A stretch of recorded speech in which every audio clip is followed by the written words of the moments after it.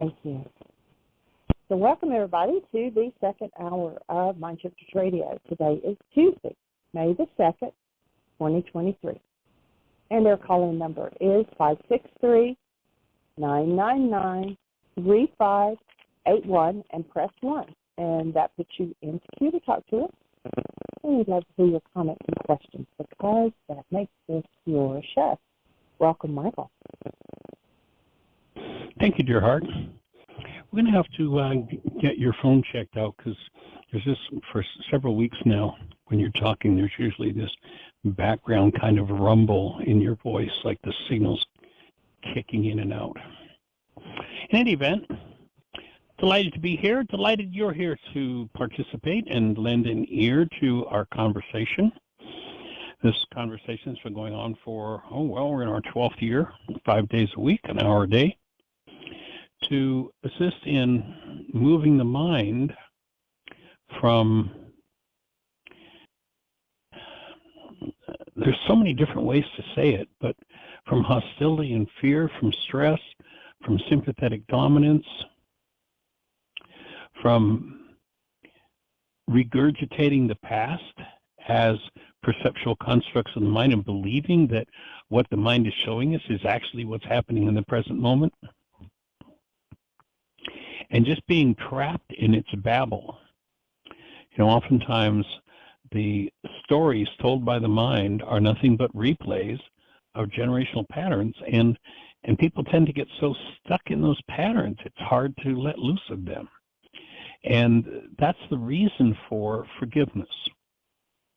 And recognizing that forgiveness is not, I'm going to let you off of the hook for the pain that's moving inside of me or the conversation I'm having in my mind. Forgiveness is how I go in and weaken the conversation that my mind just goes on and on and on and on and on and on and on and on with.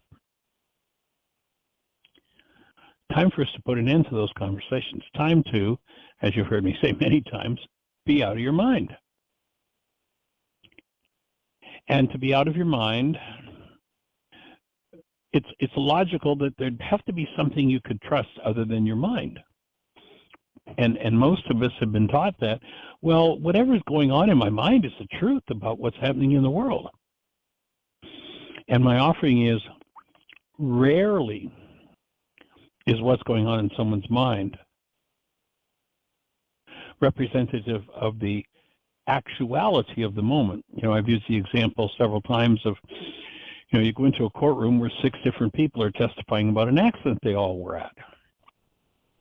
And when you listen to their descriptors, you wonder if any 2 of them were at the same accident. How could their descriptions be so different?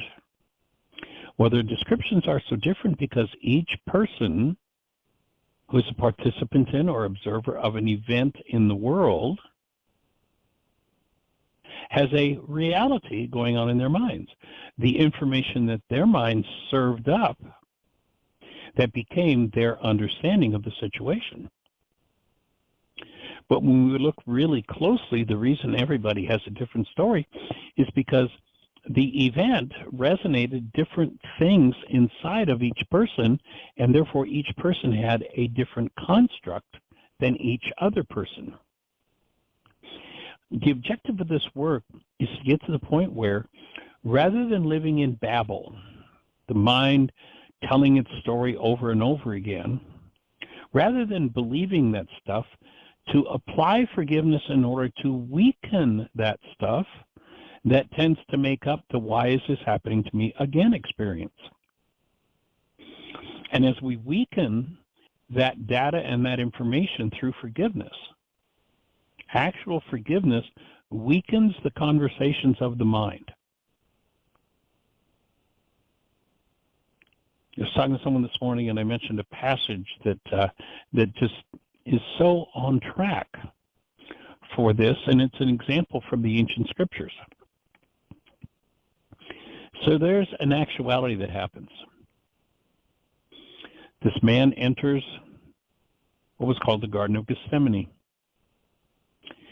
He goes through such a deep healing crisis that he actually physically sweats blood. processes a great deal of suffering through his form, and walks out renewed. Now, you remember that he brought 3 helpers along. He's like, I'm going into this Garden of Gethsemane to do some major work, and I would like some support. So you 3, my top 3 trainees in this healing program, I want you to come with me to hold the space. Remember, he went into the garden, and within minutes, he taps into the energy of these guys that are supposed to be supporting him, holding the space for him, and he comes back out and says, can't you guys stay awake for an hour? Can't you stay as conscious, active, present love for just 1 hour?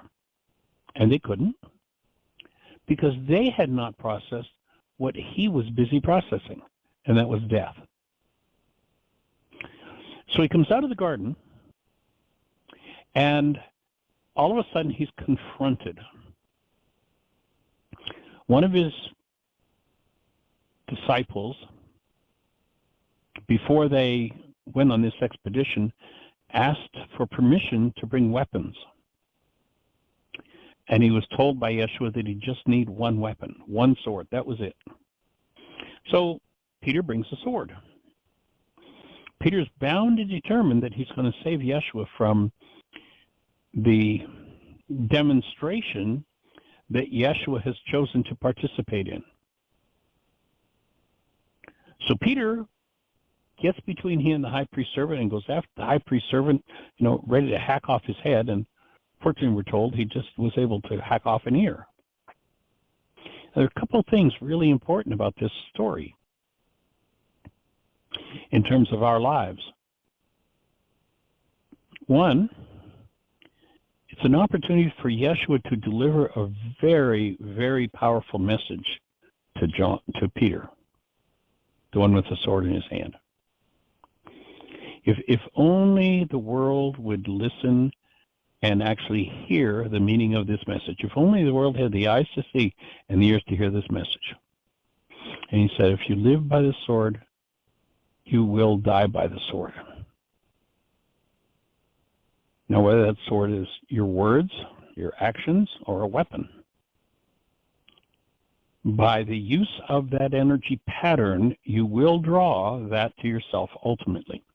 So, an important lesson. And then, as Peter is trying to, quote unquote, save him from the fate of the death that he's going to go through at the hands of the high priest servant, Yeshua directly calls Peter Satan. Peter says, well, we're going to prevent this from happening. That is, we're going to prevent the demonstration that you've set up from happening. Yeshua says, get thee behind me, Satan. And then he explains what he means in that context by calling Peter Satan. And he says, for you think in the mind of man rather than the plan of God. In other words, you're stuck in perception. You're stuck in the constructs of your carbon-based memory system, which is the residency of Satan. Satan is not a dude with a red suit, a tail, and a pitchfork. It's being stuck in the world of appearances. You remember he said at another point, don't you? The mind's constructs, pretending that one's own internal dynamics are actually a representative of what's actually happening in the world. And they're not. It's just an appearance put in by the mind. For you think in the mind of man. In order to heal, you've got to be out of your mind. Your mind can only use content from the past, even if you update the content, like right now, in 2 seconds, that content is past. And if you update it again, in 2 seconds, that content is past. And if you update it again, in 2 seconds, it's still the past. You can count on, you've got a computer, and of course, all this you can call on the computers from the past. Really useful. Gee, I need this information or that information or this or this or that from the past. You know it's something from the past, and you call it up as such.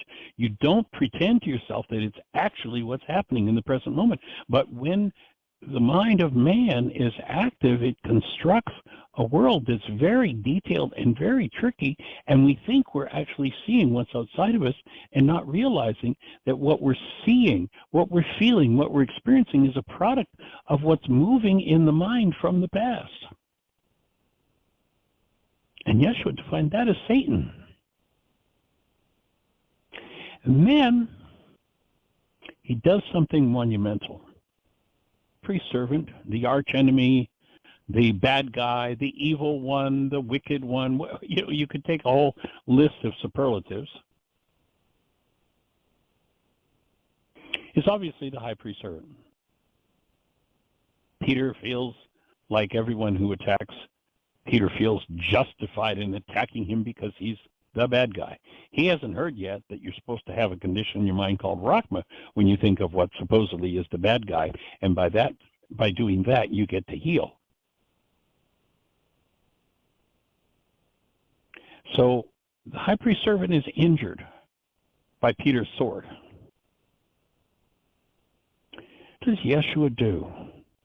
Does he continue to function along the lines of Peter, the attacker, living trapped in Satan in the mind of man? No. He actually steps up to the plate and functions regardless of what the high priest servant. He knows exactly what's coming. He's proven how intuitive he is. He knows what's coming down the pike.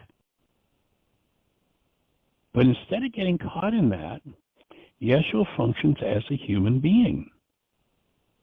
What is a human being? A human being is the conscious active presence of love. If the conscious active presence of love opens his eyes and sees someone injured and suffering, compassion moves forward, and that individual reaches out to offer support and healing, which is exactly what he did. He healed, we're told, the high priest servant's ear. Now, I've had people who've heard me tell that story and think about it for a second and say, well, that's an interesting interpretation, but did you notice that doing that got Yeshua dead? And I say, yep, I noticed that, but did you notice that they couldn't keep him that way?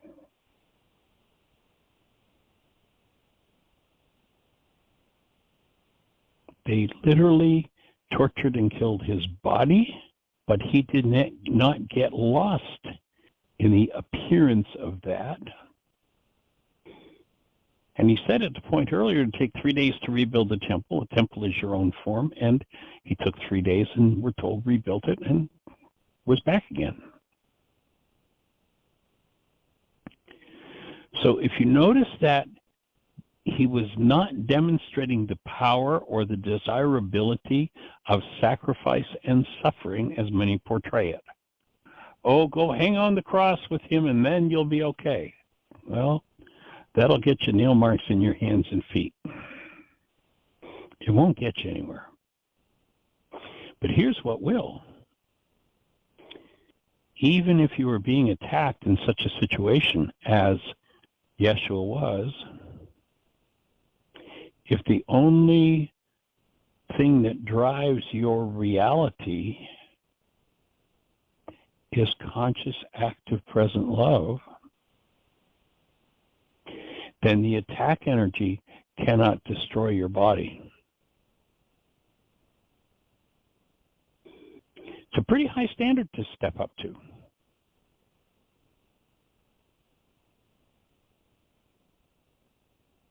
And each and every one of us was conceived in and as love.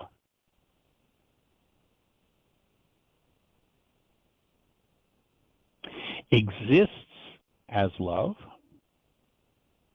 And if not functioning out of and experiencing love, has work to do to clean up what's going on inside their own minds, the mind of man in them. course, not being sexist here, man, woman. So there's a work to be done. And the work is to be out of your mind. Remember, we said this over and over. Step back and become the thinker apart from the thought, the feeler apart from the feelings, the actor apart from the actions. Be able to observe your mind in operation and recognize this is your mind, and this is the construct that it's presenting to you. And there is a marker that tells you when its constructs are off base.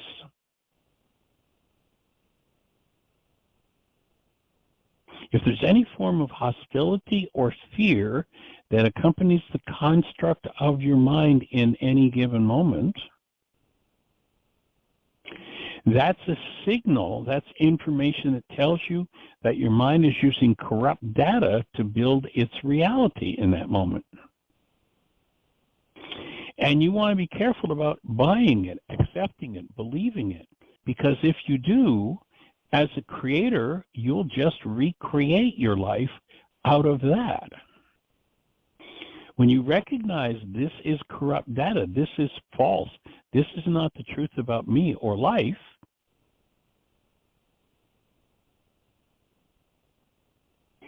and you remain present in your physiology and in your conversations as active present love, then you have claimed your actual human life, because a human life is active present love, conscious in the moment. So where we want to go with this work is to tap everyone on the shoulder, of course including ourselves, when something based in hostility or fear is surfacing.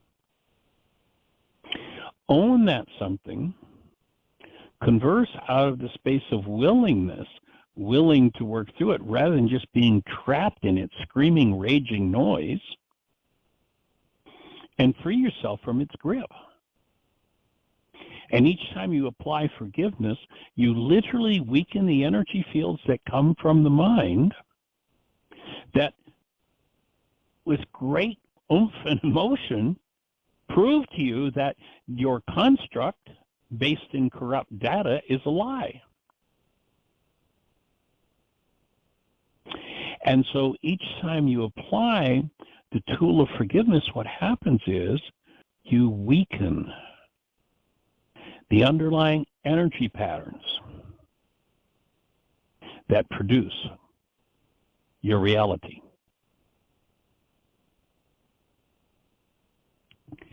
There's actually a pretty interesting lesson, and it's going to take me a second to open it. Course in Miracles. And give me a second here. We're going to look at what we need to be aware of under the surface.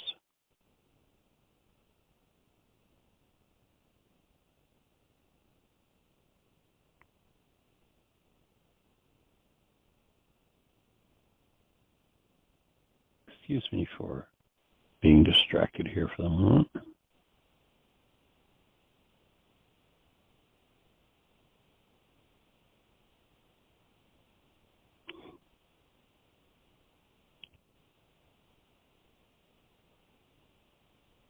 Can I help you find something?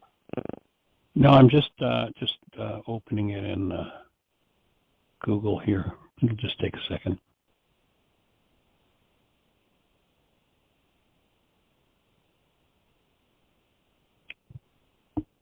I'll tell you what, why don't you go ahead and throw out a thought or two while I do this search. It's not coming up as easy as I thought it would.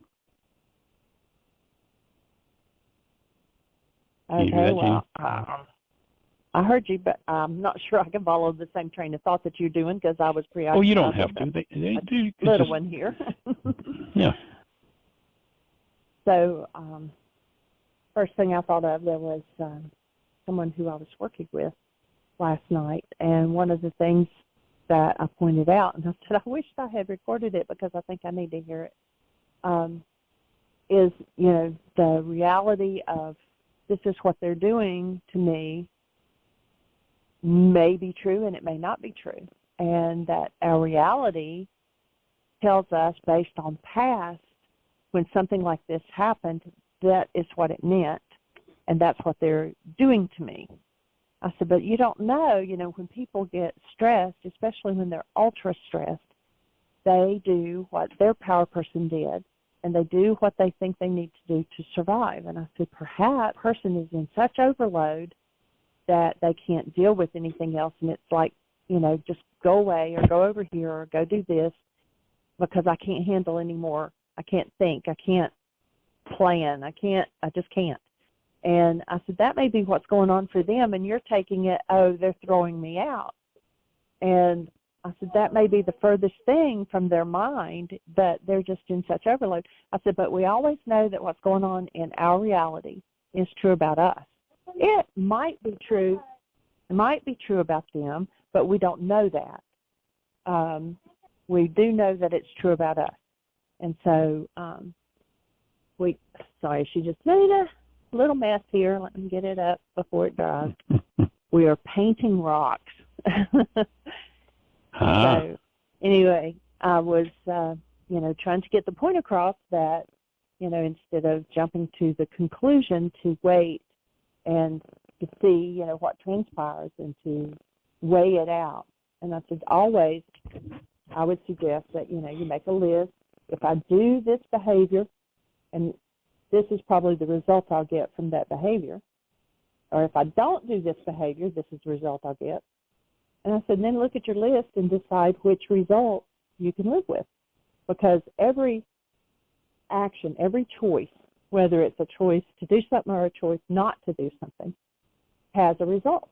And I said, you need to look at, okay, if I do this or if I do that, these are the results, and which one can you live with? And base your next step, your next behavior on that. So I hope that helps you. Perfect. It helps someone else out there. I know it helped me.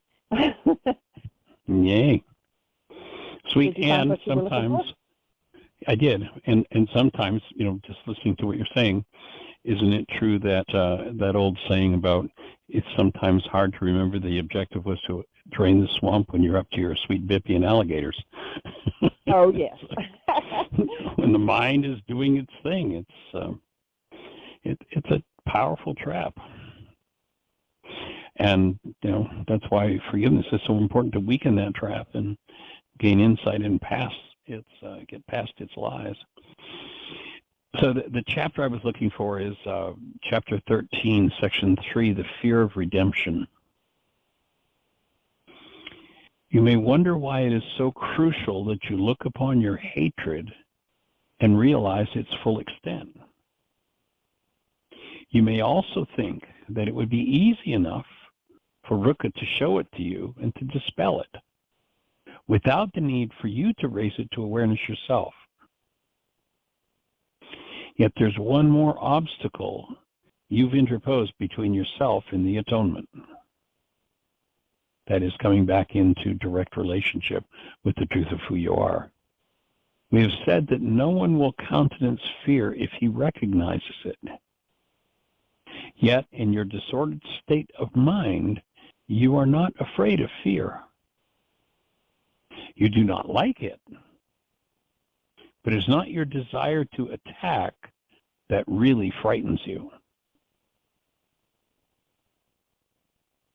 You are not seriously disturbed by your own hostility. You keep it hidden because you're more afraid of what it covers. You could look even upon the ego's darkest cornerstone without fear. If you did not believe that without the ego, you would find within yourself something you fear even more. You are not really afraid of crucifixion. Your real terror is of redemption.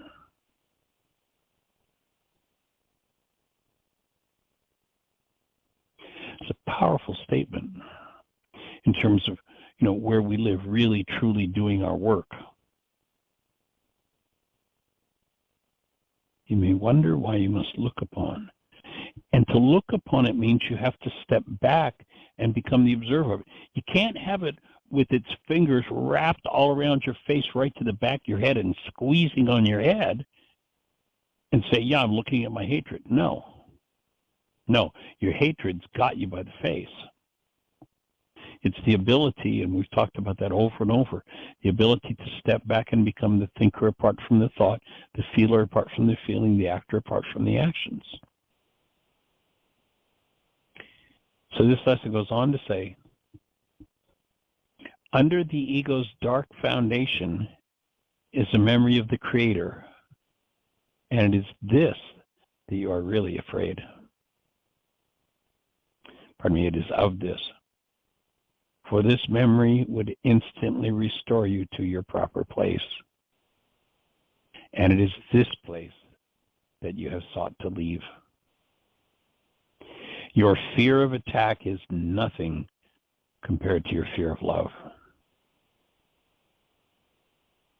You would be willing to look even upon your savage wish to kill your brother if you did not believe that it saves you from love. For this wish caused the separation, and you have protected it because you do not want separation healed. You realize that by removing the dark cloud that obscures it, your love would impel you to answer the call and leap into that state of oneness that's been called heaven. So remember earlier they talked about in your disordered state of mind, you could precede this with it. In your disordered state of mind, you believe that attack is salvation because it would prevent you from this. For still deeper than the ego's foundation and much stronger than it will ever be is your intense burning of love. This is what you really want to hide.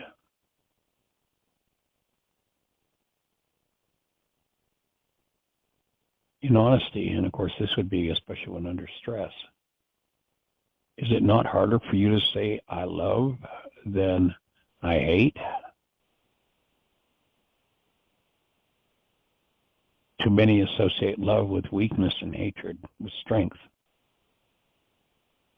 And your own real power seems to you as your real weakness.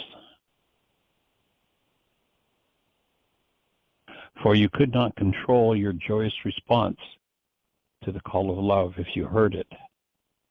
And the whole world the whole world you thought you made would vanish.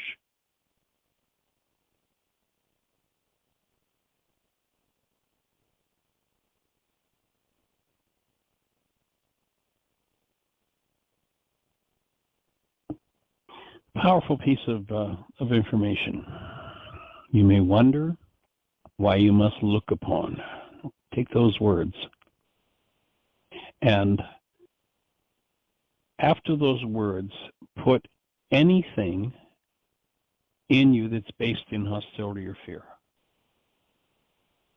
And most people don't want to look upon it and deal with it and process through it.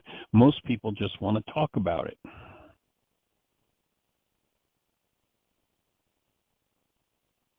When we allow the mind to just run its mouth and run its mouth and run its mouth and run its mouth, we're constantly stuck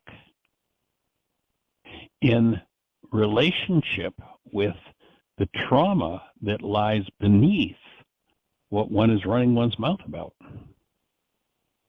And you want to stop that process at the past, collapse perception, collapse the constructs of your mind that are based in that dynamic.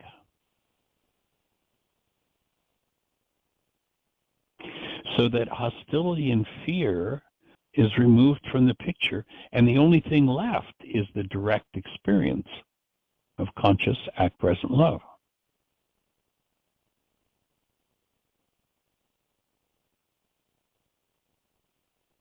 And all realities, unlike that love, sooner or later need to be faced, embraced, that is, the root of them be embraced. The surface mind's projections need to be collapsed, and that's exactly what forgiveness does. And when those projections are collapsed, because they collapse in on their own footprint, it gives you access to the underlying dynamic that has probably remained hidden not only your whole life, but in the life of your parents and their parents and theirs and theirs and theirs and theirs before them. So if the mind is generating a construct called hatred, the Course is saying, okay, so you got this little tiny conscious piece of awareness, but underneath it there's something much bigger. And you want to drop into and embrace that something through active present love so that it can be dissolved in you. And that action is called forgiveness. Nothing to do with letting somebody else off the hook. Nothing to do with pardoning others. But simply as true conscious active present love, accessing the underlying dynamic, canceling the goal, causing the perceptual construct of the surface mind to collapse, and recognizing that when it collapses, when that construct collapses, it collapses in on itself and gives you access to what lies beneath and what really needs to be dealt with. And that's the action of forgiveness. The opposite of what the world teaches is forgiveness.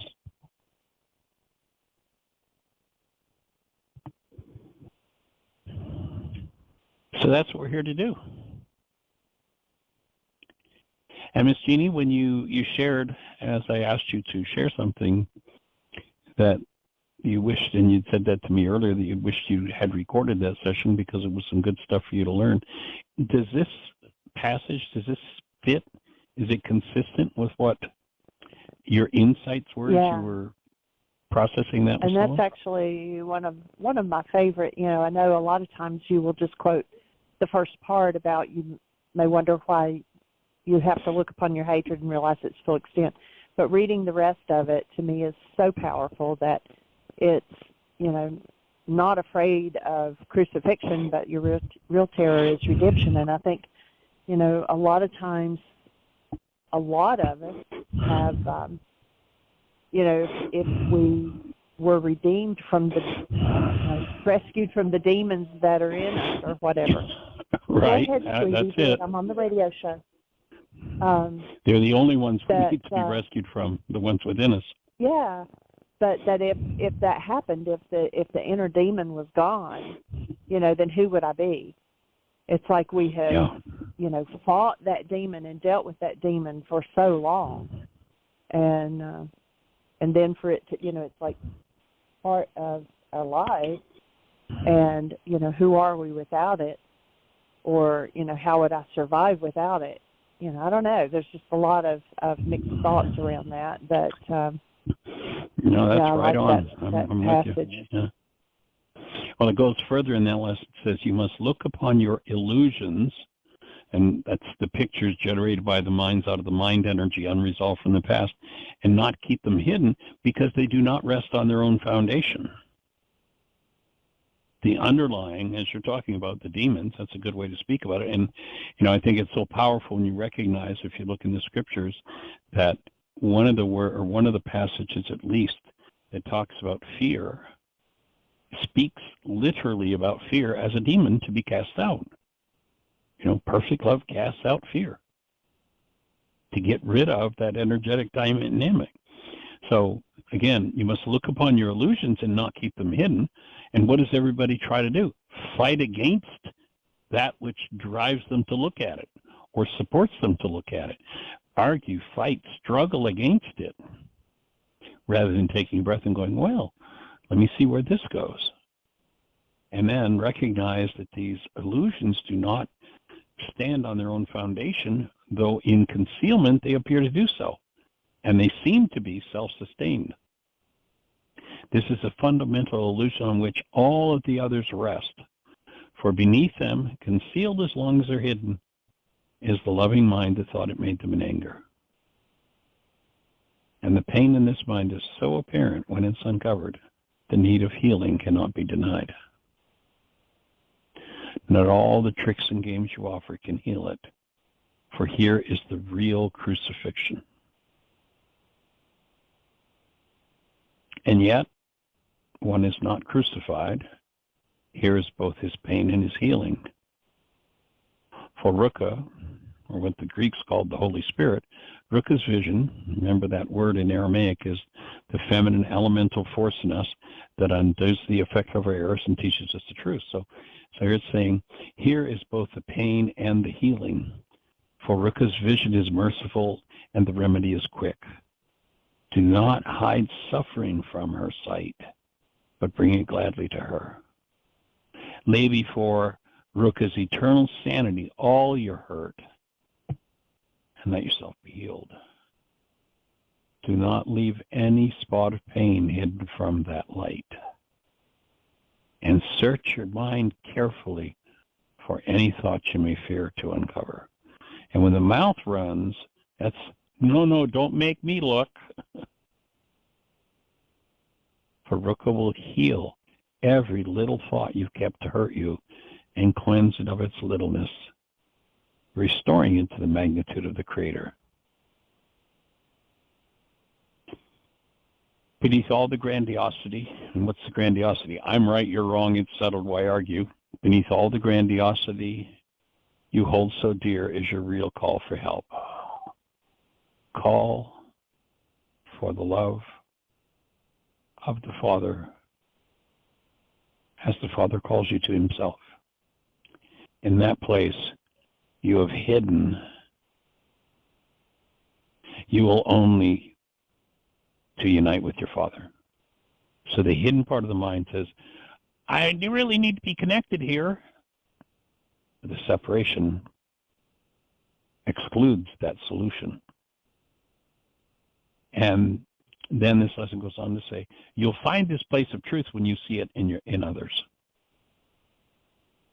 For even though they may deceive themselves, like you, they long for the grandeur that is in them, and perceiving you will welcome it.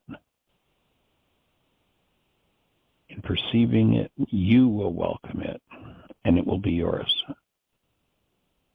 Grandeur is the right of yours as the offspring of the Creator. And no illusions will ever satisfy you or save you from what you are. Only love is real. And you will only be content with your reality. Save your brother, your sister from their illusions, that you may accept the magnitude of your Father in peace and joy. And then here's a big kicker, because most everybody's got a file of exclusions. You know, there are certain categories of people, whether it's because of, all the conversations going on in the culture today that allow supposedly religious people to exclude others. You know, certain sins that just aren't acceptable. But here, what the Course says is, exempt no one from your love, or you will be hiding a dark place in your mind where Ruka's healing is not welcome. And thus you will exempt yourself from her healing power. For by not offering total love, you will not be healed completely. Healing must be as complete as fear, for love cannot enter where there is one spot of fear to mark its welcome. In other words, anytime any kind of fear comes up, apply forgiveness and it collapses. And when it collapses, it makes a space for love to expand and dissolve whatever's at the root of it. Powerful lesson. Exempt no one from your love, or you will be hiding a dark place in your mind where healing is not welcome. Phew. What a powerful piece of advice. And think about the people that are on your list. You've exempted them. Exempted.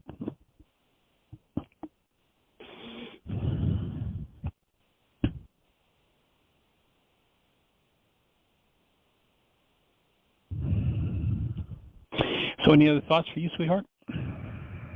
Make sure we don't have a hand up. We don't. I was just thinking when you were talking about accept no one from the love, and I won't go into detail on the show, but I had an experience of that several years back where I really tapped into embracing this other person in my love. That they were just, I enjoyed being with them, and they were sweet and precious souls. And I shared with them that I didn't believe in their lifestyle, that I didn't think it was right. However, I wasn't the judge of their lifestyle. They had to live with their choices. Right, yep. That it was their choice. And like I said earlier, every choice has a result. And I wasn't responsible for that. However, I wanted them to know that even though I didn't agree with their lifestyle, that I really felt love towards them.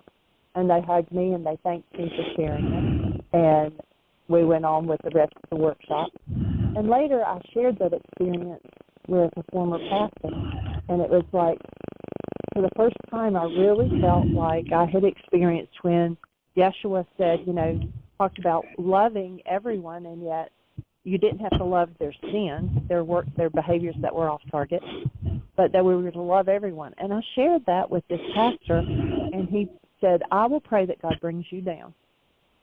And it was like, but I remember that so clearly, that it was just awesome to embrace someone that previously, I would have been taught in the church to exempt them, that they weren't worthy of love. Condemn them. Their sin was greater. Yeah. And exclude them. It was like bringing them back in the fold and being like, you are okay. You really are. And then having a person that's supposed to represent God say he's going to pray that God brings me down for believing that way or embracing this person because of their lifestyle. To actually embracing someone he was condemning in active present love. Right. And actually, when I turned that question over to you, I was actually thinking about that particular event. I know exactly the event you're talking about. And just as a refinement, when you think about that, were you actually loving him, or were you, in spite of what your churchianity had told you to do with him, were you really tapping into the truth of who you were and being able to just really be with him as he truly is, as right, love? Exactly. All the rest of it just is details. Right. But I remember that so clearly, and it was so powerful to watch you in that space and the ability to be loved. Now the challenge is these instructions will, self-destruct in 5 seconds. The challenge is, who else have we got judgments? What else have we got judgments about that we need to do that exact same thing? The guy in the church. Yeah. Yeah.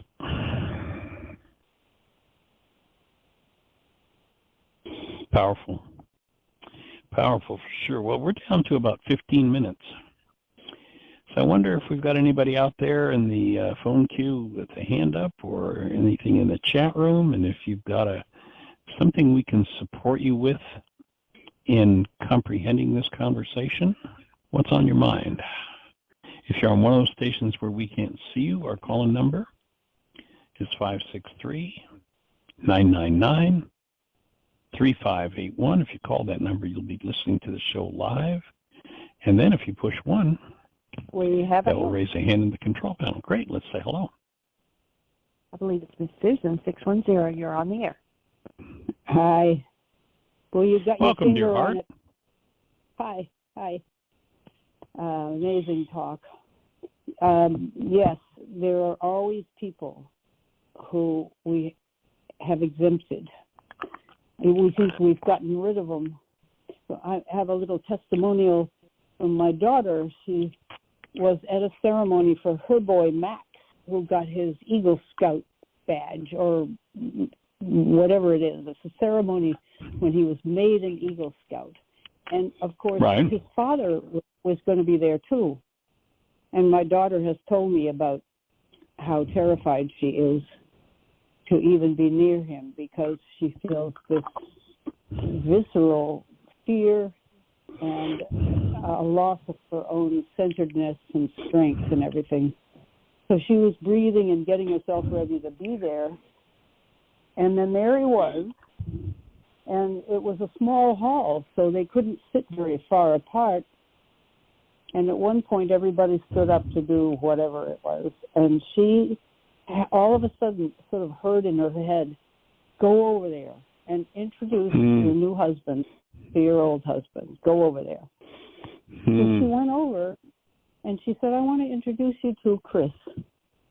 And Chris held out his hand, and they shook hands. She said Jeanie did not look up. He wouldn't look at them at all. And as soon as the ceremony was over, he fled with his fiancée. And my daughter was there, but she said, Mom, I feel as if a huge weight has been taken off of me. So it's sort of like that. I think that gesture was a kind of forgiveness thing. It was, I don't know what you call it. Well, you know, here would be my way of explaining or understanding what just happened, and it's based in the command that says, honor thy father and thy mother. She honored him. You know, even though she was terrified, she chose, there was terror in her, resonated by him, and she chose to honor him and step forward as a human being. And passing the active presence of love through her physiology toward the person who could resonate her deepest terror healed her terror. It had to pass through that pain in her for her to experience the healing. And that's what I would hear as this burden was lifted. And it ties right in with the principle behind that commandment that says, honor thy father and thy mother. To do behavior based in love toward is to honor, and in their presence, everything I've not resolved is going to be resonating, and the more powerfully I can honor, I can step up as love and express that toward them, the more powerfully I get to heal. Well, that's what she said happens. She said it's miraculous for her. That she just feels as if, and she's been paying child support to him, which is really amazing. He got a lot out of her at the trial because it didn't go to trial. She didn't want to put her youngest boy on the stand. So she forfeited a lot of her entire inheritance from her grandmother, Tim's mother, for instance, went to him. And he not only asked for child support until the last boy graduated high school, but he has attached her retirement pension. He's going to take half of her pension when she retires, which is just amazing. He's a wheeler-dealer guy, to be sure. And with all that, she could still do that, which is amazing. And I have another part of the story is Luke was there, and Luke gave a little speech. He got up and he said, one of the happiest moments of my life was when I was 6 years old, when my little brother Max was born. And I had fantasies in my mind of how I was going to mentor him and teach him and show him how to do things. But he said, it didn't work out that way. Max has been my mentor for many years. So I just thought that was a very cool Wow. thing to look at. What an acknowledgement. Yeah. That's powerful. So, yeah, he's a good boy.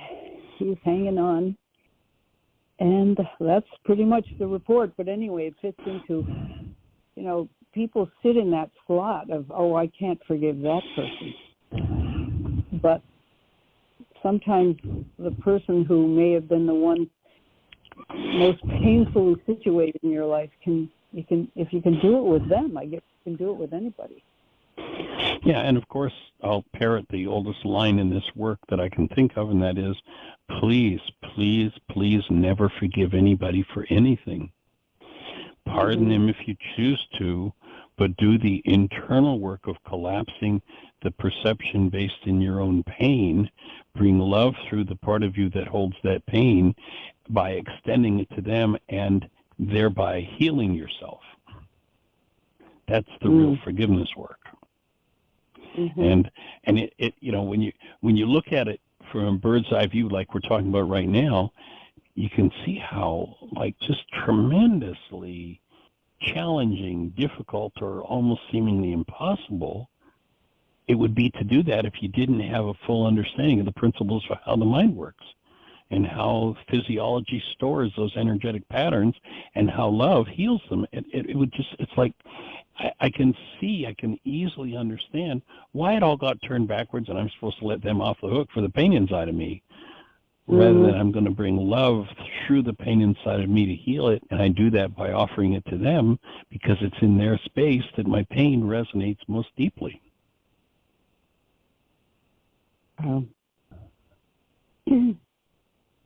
So the principle is just so imperative to understand, especially if we've been brainwashed in the old, going to forgive them, to be able to really, truly let go of that, and then recognize that the construct my mind has for them that's based in pain is my pain, and I need to forgive as to my pain, to remove that pain from myself by bringing love, the active healer, through the part of me that holds that pain. So to me, it's such an important principle to understand, to shed ourselves of that old idea of letting others off the hook. Oh, I forgave them. They made me mad. They made me sad. The whole denial game that just ultimately needs to go. Because it doesn't do anything. So, yeah, so thank you for bringing that up, because it's right on track. So I had another totally different, out of the ballpark question. Let's go for it.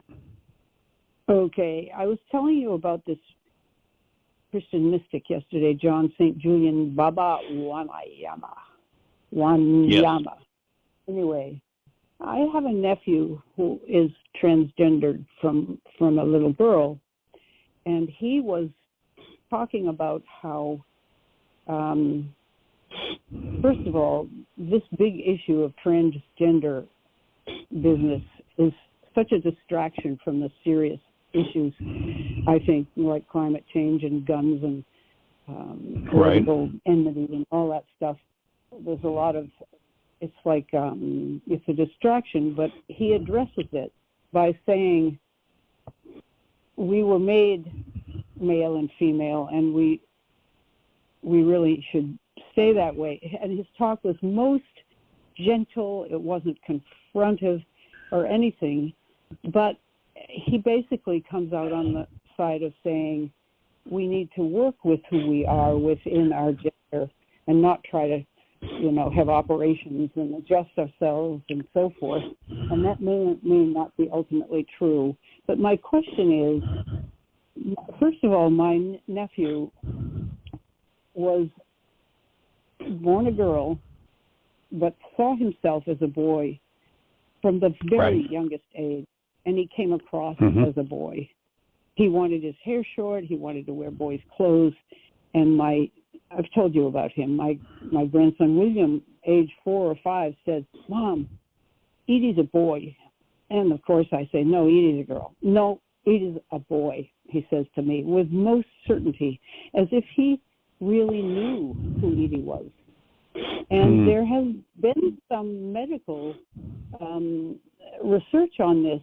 Evidently, the gender of a child comes to the child in 2 increments. The physical is arranged first, and Edie was made into a girl. But the brain association with gender comes a little later, and with most of us, it's aligned with the physical, but not always. Once in a while, you get a girl who's a girl, but brain-wise, she's a boy. And I don't know anything about the science, or even if it's true. This is something I read. But I thought, boy, is this a perfect example in this little niece I had of somebody who really is a boy, but just didn't have the physical arrangements. And what she went and did, she spoke to her parents. As a teenager, she said, Mom and Dad, I've got to do this. Either I do it while I'm in high school and you oversee it, or I do it in college when I don't have your oversight, but I'm going to do it. So they said, all right, they're wonderful people, let's do it. And the parents were very, very anxious. It isn't that they didn't think it was right or moral, they didn't think it was morally wrong, but, you know, you remove your breasts and you have hormones injected that have effects. And so, well, long story short, he's finishing college. He's 5'8" or 9. He's a good-looking man, and he's so happy. He's loving his life. He loves to go hiking. He's got a girlfriend, and what I did with this St. John St. Julian is I actually put in his comments, what about this?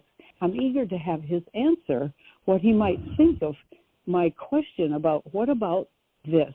Isn't there a time when maybe this is the right thing to do? I think in many cases it is not. It's probably hasty and politically correct, or seems trendy, or like tattoos even. It can be a choice that somebody may regret later. But in his case, so far, he's much happier as a man. So I was wondering if you had any thoughts about that. Well, much like the story that Jeanie was just sharing, and it was a situation where there was a gay man who was sponsoring us in some workshops and actually put us up while we're in the city speaking. And there was a little bit of trepidation on Jeanie's part because her religious upbringing had put some very powerfully derogatory labels on that behavior. And as she came to know him as a person, my take would be, and it's kind of my position, is like, is it my business?